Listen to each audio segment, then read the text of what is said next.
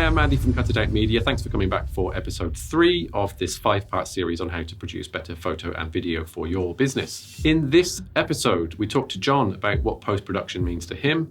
Before we get into that, post-production can be a lengthy process. It involves editing video, editing audio, sound design, graphic design, animation, and a lot of advanced techniques are used depending on the size of the project. Ultimately, the post-production process is all about taking the elements that you'd planned for and produced, putting them together and making them fit together in such a way that your message is conveyed in the most efficient and effective manner. With that all said, let's have a listen to what John has to say. Number 3, post-production. So what you do after everything's finished on the day? Yes. Okay. Yeah. So we've wound down, packed the car up, production's finished. I would go into the office, download all the footage, recharge all the batteries, clear everything down, put away. Yeah. And that's the boring part. Yes. Right? But it's important because we don't want to lose any footage. Yeah. You don't want to forget which card had what footage on. You know, we download it straight away and we download it to redundant RAID drives. So we've got 2 copies straight away. You tag everything. Tagged, labeled, foldered. I did a video on how to do that in Final Cut Pro as well. Yeah. So that can be as simple as camera 1 folder, camera 2 folder, camera 3 folder. Exactly. Okay. Yeah. Sound, making sure the sounds are. So it's basic housekeeping that makes sure that the editing process is quicker, that you haven't lost any footage, and that you've remembered from that day's shoot.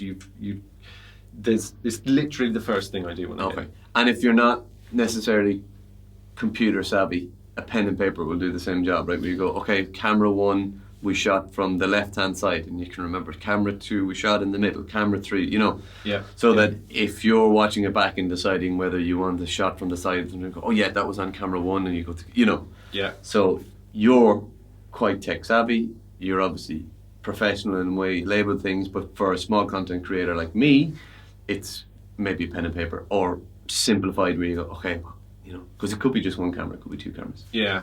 I mean, I would go so far as to say, if you're one-man band or you're doing it yourself, if you have got a serious, I mean, you've been doing this a long time, and you've got kind of yearly plans or quarterly plans. You have a vision at least as to where you're going. Yeah. You set goals this year that you want to achieve certain things with your social media, and I would be surprised if you don't already have like a content folder. Oh yeah, I have a Dropbox where I have social media, advert templates, that kind of thing. Yeah. But something that I've built up over time. Yeah. And it's something that if you're a new content creator and you're watching this to get some inspiration on how to do it and to learn from Andy, then set up a Dropbox folder or set up a G drive or a folder on your computer or folder on your NAS drive.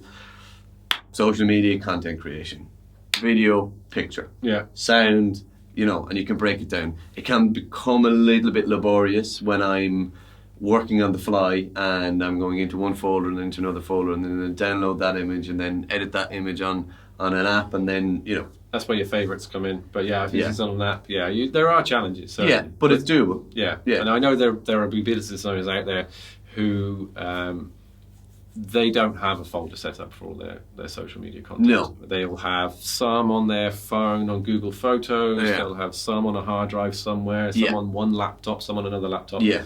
Which is great that you've got them, but if you want either yourself to go in and be efficient to post that and make the impact of the audience that you want to reach, or if you're getting someone else in to do that, imagine paying someone €25 an hour to produce X amount of content, but actually the first 2 hours they spend trying to find all the information and put it into one place.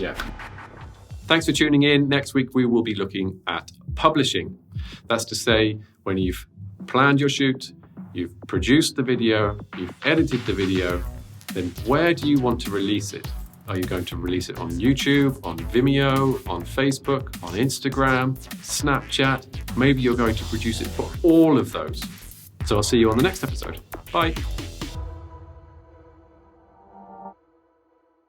Post-production. Number 3.